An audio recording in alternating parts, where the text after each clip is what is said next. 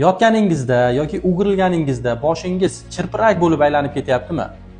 Bu bosh aylanishi 10-20 sekund davom etib, o'z-o'zidan o'tib ketyaptimi? Bu holat insult emas, lekin jiddiy e'tiborni talab qiladi.